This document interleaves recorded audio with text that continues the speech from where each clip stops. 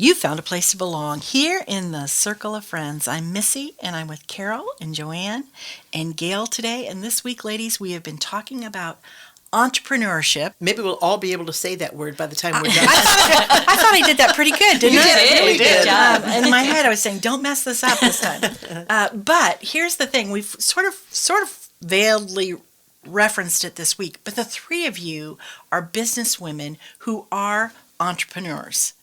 This is you have the spirit of entrepreneurship. You've done it. You've lived it. You are living it, I should say. So I just thought it would be kind of fun for our listeners to kind of be introduced to some of the background of that. Well, I think we can have some story time today, because I do think for those listeners who maybe do have a passion or they would have a desire to do something, often you just don't know where to start. How do I make this dream a reality? How do I make this passion work for me? And so I thought it would be interesting to hear some of the background. How did a business get started? Where did it start? What motivated you, and what were the steps that you took? So Carol, tell me a little bit about some of the things that you have been doing. Well, I have to say, I was thinking about this because I've always done something. I'll teach I've taught piano lessons. Oh, I need you. Although I want you to know that if I don't learn to play piano here, I am going to play the piano in heaven. I tell my husband that all the time. I haven't played in a really long time, so I'll join you in heaven. But it seems like I'm always doing something little. I was home with the kids, and I did a lot of volunteer work and things like that. But I love just garage sales. I'd have a garage sale, or I would have give piano lessons, or I just love that, ideas, creativity, starting things. But really, the one business that I had for several years was a candle business. And the way I got started was my dad and my stepmother had a candle business, and they invited me to work for them. And at first I just felt overwhelmed by that. I didn't have time for that. And then one day I felt like the Lord, I was like, I'm ready to go get a part-time job. My kids were a little bit older. And I felt the Lord specifically say, go ask them if they still want you to work for them. And so I did. And so I worked one day a week there or whatever, and I fell in love with it. And really, to me, it was about more than the job. It was about building relationship. The Lord used that even to help me build relationship with my dad and my stepmom in a way that I hadn't had before. And then as they saw how much I loved it, they were looking to retire and ask me if I wanted to take that over. And so that's how I got into it. And it's really funny because I remember when I first started working there, I'm the kind that needs convinced and faith. And I'm like, everybody has candles, and they would tell me how great the candles are. And I'm like, yeah, everybody thinks their product is the best. But all these customers would come in and be like, your candles are the most amazing candles. And so, I was like, oh, and finally it was just this process of coming to believe and relationship. And so later then that candle process that we learned, I did sell the business. And after a few years, because of some health reasons that my family was going through. But that was a beautiful experience. And then later those skills, after 6 years, we didn't do anything for 6 years. And then my husband, because of his health issues, he couldn't work a normal job, but he needed something to feel productive. And so we just started making candles at home, and then Joanne, that combined with the opportunity to have them at your store, you provided. And you're that right; they are the best candles. Well, it was just such a beautiful trek of God's, not provision, financial. I mean, it's not a big financial boon, but it was more the process of learning, growing, and His provision to even have my husband feel productive. Right. It was just amazing. Exactly. And it gave your husband value. And there was something he could contribute. There was something he could do. And I think that's beautiful. And so really it was a hobby business at that point, and we love it. But, as his condition, he has a lot of dystonia. His hands can't do that anymore, so we laid it down again, and that's good. It's a process. It's one of those things that again, it's a skill that I believe God led us through, process He led us through. So it's been an exciting journey. I've learned a lot. Yeah, we always do when we start a business. Anytime you step out and you do something like that, it is a learning experience, and you learn a lot more than you expected to learn. Gail, Well, how I want about- to speak yeah. into the business in your heart when you were building it, because Carol just burns with giving other people opportunity. I don't know how long it was that you had the candle business, but then you started featuring art in your candle shop, because well, here's another woman that has a passion, maybe has some fears or doesn't know her gifts and her talents are so amazing, and then you started showcasing her art and different things that she did. I forget what she did, but how was that? How did she succeeded inside your little business, didn't she? Well, it was such a great thing because, like you said, artists don't know how to promote themselves, and so that's one thing that I do have a passion for. And actually, I'm starting a new business to do that, is to help promote other people's gifts, and so that's pretty new. So I'm still like a little just in the journeying stage of figuring that out. But that is my gift, my passion. And we are great friends, and she is a wonderful artist. And so I think it helped her to stretch, and grow and exposure. It gives them incentive. It gives them confidence because they see that somebody believes in them. And I think as an entrepreneur and a business person, that's something we all desire, is to give people some confidence and to encourage them. And one of the things that we talked about, I think it was yesterday, is, when you share what God is saying. And I have found that in business, when God gives an answer to something that is going on in my life, and I have the opportunity to share those things with some of my employees, it builds faith in them. And I have watched employees who are saying things, or I've heard employees who are saying things that normally before I would not have heard them say, but they've become comfortable talking about things, and they've learned to trust God for their own things, their own needs, and the things that are happening in their families, because I have shared that. And so I look at that as a gift of something I can do for somebody to help them, to encourage them in their faith, and to start, maybe believing in themselves. And I think that's a big part of my passion for business, is the people that I'm around. Well, and Joanne, I mean, I mentioned it briefly, but your belief in us and your encouraging us and opening space for us, like I don't know, like that blessing in our life was, we couldn't do it on our own. Just like we were talking earlier in the week, it's about relationship. It's about, people that God puts us in connection with. And I just want to say, like, you made us believe in and built faith in us. Well, we were very happy to years. have you, and we're very sad that you're not there. But those relationships, that's what we're talking about, is one person's gift sparks another person's gift, and that that's what the body does. So Yeah. that's precious to us. I think so too. And I think learning to believe in others, it's not all about me. It's not all about the success of my business. It's about helping those who help me, helping those who are around me, even the customers that come in. Sometimes you can see that somebody's carrying a burden. Or I remember so clearly a lady who came in the store, and she was there for a bit, and she started to cry. And so I went over to her, and I just asked if she's okay. And she was struggling with memories of the past with her mother, who loved Christmas and had died recently. And so, so I stopped and I said, "Is it okay if I pray with you?" And she said, "I would love that." And so I prayed with her and asked God to give her peace and to give her comfort. And then I just thanked her for coming. And you don't know what those things do for those people when they go home. You just don't know.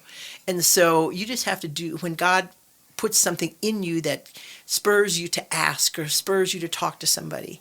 And that's kind of become my passion, is to be aware of the people and the needs that are around me, to take time to ask the people, how are you doing? How is, I know you've had this happen, and are you doing okay? And it's amazing the relationships that you build in business. We had a lady who was a customer of ours for a number of years, and she was a very good customer. She came in many times, and we didn't see her for a few months. And the other day, her brother stopped in to tell us she passed away. And so we had built a relationship with her to the point that her brother knew, and so he came in to tell us what happened. And you know, you just don't know what all those relationships, where all they're going. And I love that part of business. I love the idea that that I have the opportunity to speak into people's lives. Well, it strikes me, and it struck me earlier in the week, and now I get to say it, Okay. that you're saying that as you get older, you know, how you and your father just loved building things and how you love to build things. And it struck me then. It's like, oh, Joanne, you're still building. Only you're building not only for the next generation, but you're continuing to build every person that comes in within 2 feet of you or 1 foot of you, and you're sensing the spirit because you're so discerning, and you will build whatever there is to build, and you're rebuilding their walls, and you're helping them with their purpose, just like you did Carol. Because I remember walking in 'Tis the Season saying, oh, God love Joanne, here's Carol's candles. How am I blessed to know these 2 women? And here they are synergizing. And that's the kingdom of God. That's the body of Christ. Yeah, that's a beautiful story and a beautiful illustration. We're going to continue to talk about entrepreneurism. And Gail, we're going to hear your story after the break. But thanks for joining us today here in the Circle of Friends.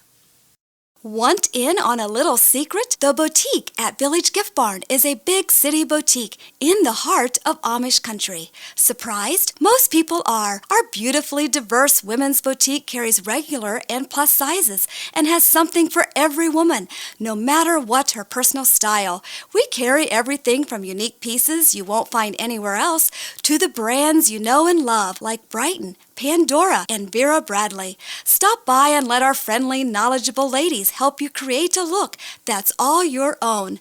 Village Gift Barn is located in the heart of Amish country at 4755 State Route 39 in Berlin, Ohio.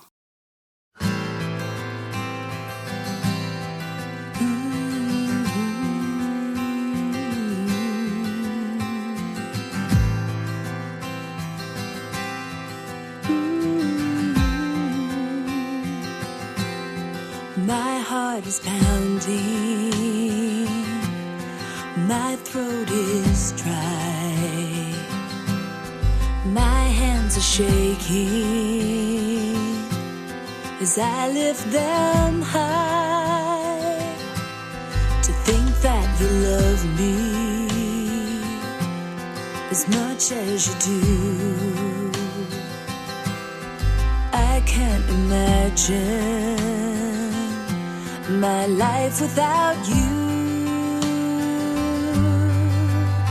At the thought of you, I tremble.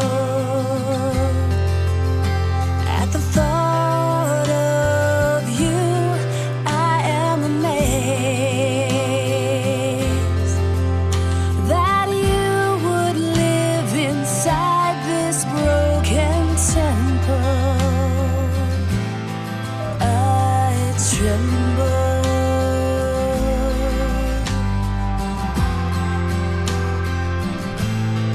Your precious spirit,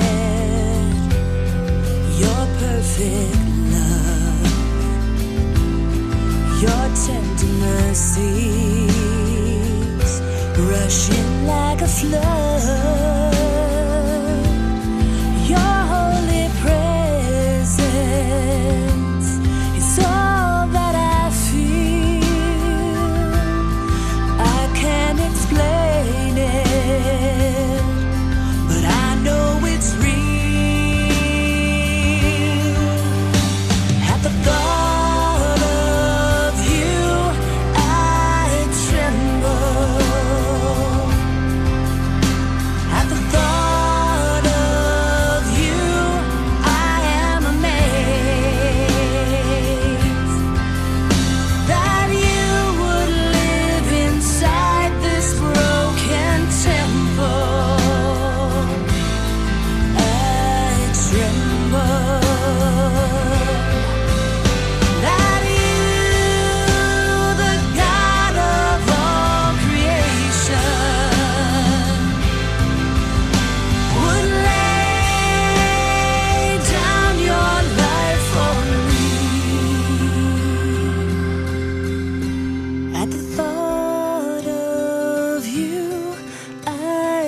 tremble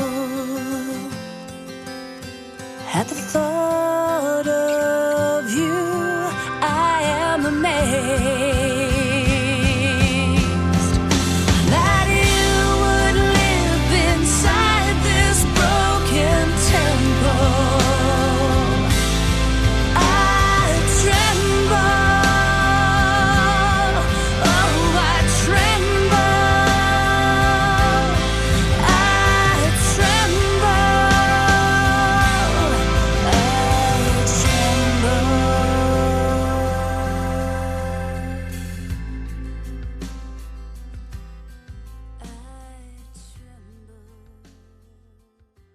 We're back here in the Circle of Friends. Thanks for joining us today. You're with Missy and Carol and Gail and Joanne, and we're talking about entrepreneurism. And this week we've looked at Nehemiah, and we've talked about God giving each one of us a burden, a calling on our life, and to fulfill that, and how that kind of plays itself out. In particular, we're talking about businesses today, but we're hearing personal stories, which I'm loving. I look at the three of you and I think these are businesswomen that I admire, respect, and it's so exciting to hear your story because I have the sense and the feeling that there are many people out there listening that may be hesitating to take that first step. That first step, which is probably the scariest. I don't know. I'm guessing, right? And we are going to hear Gail's story now about how she began. And this is great for me because I knew some of the background, but Carol, you are just anxious to say something about Gail before we get Gail. I will get to Gail, but I wanted to jump on something that Joanne shared. Well, as she was sharing, I was thinking about this because we're talking about entrepreneurship, but really what we're talking about is God's call and ministry. Yes. You cannot separate the two. And that is what I feel like is so important, is that really we're living out our Christianity through these businesses. We're living out our Christianity ministry through these things, and not to compartmentalize them. Because when you say business, that sounds brutal to me. It's like, that you hear horror stories about business and how brutal the world is. But I mean, my experience has been that there's so many people who are living out their faith through these things, and not to compartmentalize, but to make God a part of all that. And that's what I see. And that's what we're talking about. And that's what Gail does. She goes in and coaches. She's going to talk about that. But she brings God with her. And just like I was hearing Joanne say, that's the goal. That's the desire. And the burden that we all have, the calling that we all have, may not lead to a business or what we look at as quote unquote successful business or whatever. So there's kind of two sides of this thing, and the full understanding of it. We're trying not to narrow this down. So, really what we're talking about entails everybody, not just one of us, but God calls everyone for purpose and fulfillment and something He has purposed for us to live out in this life. For some of us, that is business. Well, and the other thing, based on what you just said, is that you don't separate God from this. I mean, this is part of who you are. You take it with you. And that's exactly what Nehemiah did. Yes. That's exactly what he did. He went to the people and he said, God is with us. And he was not afraid to share what he believed and what he saw. Isn't this interesting? We're going to get to you, Gail. I That's promise. okay. I love it. I love it. Isn't Helping. it interesting that Nehemiah started out, he was a cupbearer. But what did he end up doing? Nothing that looked like being a cupbearer to the king, right? I mean, nothing at all like that. But God uses, he prepared us. He created us. He knows who we are. He's put inside of us already and teaches us along the way. And so when we get there, we are prepared. Oh, that's so true. Actually, this conversation just kept spurring me on to what was on my heart, because if you think about and people that are listening, we're all alike in this way, that if we love the Lord, He is with us, He's in us, so we're His temple. And that's what Nehemiah was building. He was building the walls to protect the temple. And what's in the temple? The temple, there's light in the temple with the candles, and there's vials of oil, and there were cups, to drink from, and that we experience God's presence. And so I remember along my journey, again, Joanne, her father, and the Lared Network have been so instrumental in calling things out that I didn't know were there. And one of those was what John said to me one time. He said, you know, Gail, you're probably never going to build a big business of your own. What you are is oil. And he said, you go into a company and you bring oil. And I just started picturing myself as a vessel of oil and light. Some people need light, and some people just need a little grease. It just need a little oil. And if you think about what oil does, it increases the value of an engine. It decreases friction and increases productivity. And I would see all the team as parts of an engine, and this just oil of understanding, or of one another, just decreases friction and increases their productivity. So that really became something that I identified with. I said, I know one of the important things of when you're in your calling is to know who you are and who you want, so to speak, right? And I just knew that, and I rested in that. So I never tried to be something I tried hard not to be something that I wasn't. But my story actually starts in Syria with my grandfather and my grandmother. My grandfather, when he was 15 years old, got onto a boat and went across the sea to, he was greeted by his cousins. There were cousins here from Syria that started businesses to make their way out of war-torn Lebanon and to start businesses here in the early 1900s. And that passion drove him to work for their restaurant in Nebraska. It burned down. And then he moved to Cambridge, Ohio, and he started a restaurant with my grandmother. My grandmother got on a boat later. They were from well-to-do families, and it was an arranged marriage. They didn't know each other well. So she was 13 when she got on the boat, and they both went through Ellis Island. And they were brought together in holy matrimony. And the rest is our family history. But it was in the shadow of that restaurant that my dad and his 6 siblings worked with Grandma and Grandpa building that business. And we would hear at home, customers are the most important thing. People are always first, the values of people. So that's where I got that passion. But then he really spurred it on. My dad, to keep an eye on us 5 kids, decides to buy a miniature golf course near the restaurant, right across the street. So he bought this land, and actually it had been someplace else, and they moved it. And my brother was the first CEO that I served, and he was 16. And the profit that we made from that early company is what together, as us 5 kids, we would get a car. So whatever profit we made, that's the kind of car we were going to get to buy. Wow. And that car went through the 4 of us. Didn't make it to the 5th one. My sister drove to Florida, the doors fell off. Whatever. How hard did you work?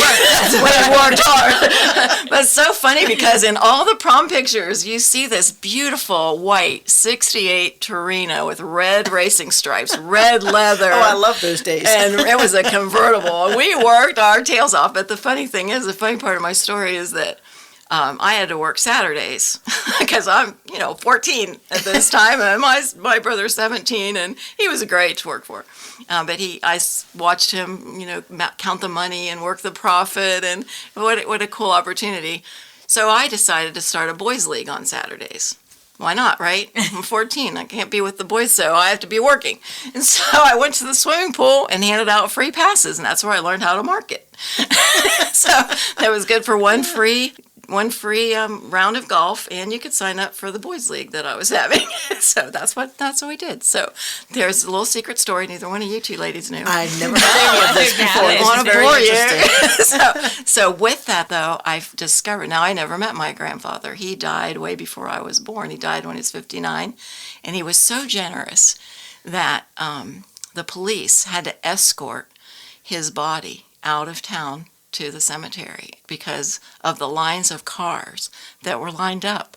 Because his spirit of generosity, he was the first Arab business owner. He was Catholic, but he was the first Catholic Arab business owner to do business with Jewish vendors that were Protestant Wow. and blacks and whites. So in those days, Yeah. in Cambridge, Ohio, there were all those divisions.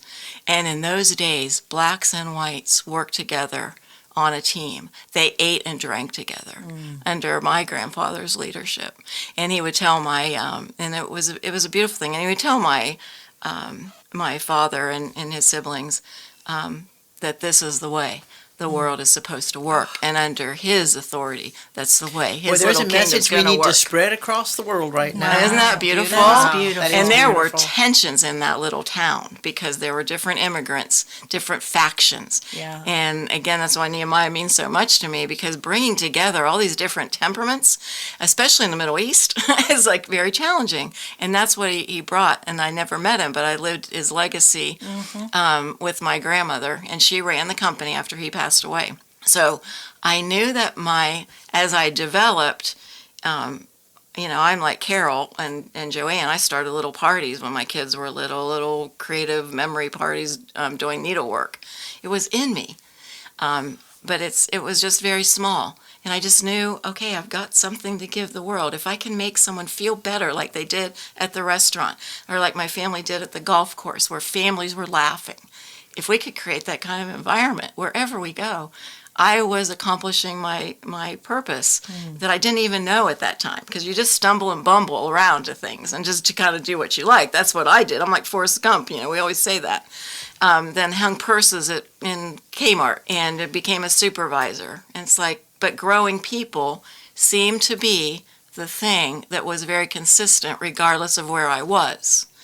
And so when I was in a really tough spot in my early 30s, and I was selling radio to entrepreneurs, like, again, that passion to help entrepreneurs be as successful as they could be. And when I was selling them radio, I owned their business. I wanted to promote their business like it was my own.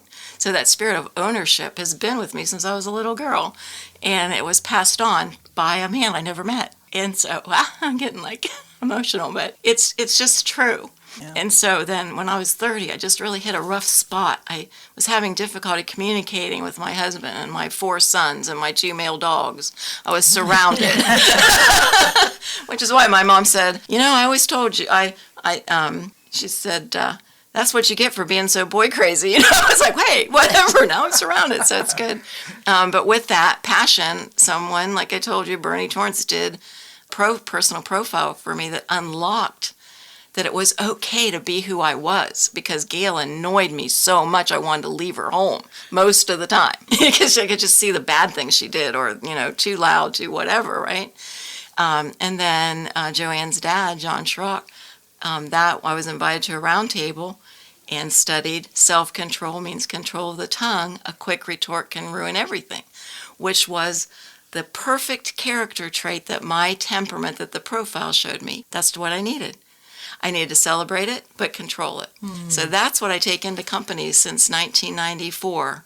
And I was launched into that with divine appointment with Subway franchise, and the rest is kind of history. Well, that is such an interesting story. Gail, I've learned more about you today than I have in the last how many years.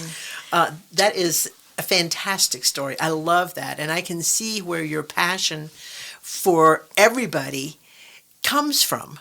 I mean, that is just a wonderful story. I think tomorrow we would like to hear a little bit more about what you do for, like Subway. When you mention Subway, what is it that you do for Subway? That type of thing. I think that would be interesting to hear a little bit more of. So, listener, we want you to come back tomorrow to hear the rest of Gail's story.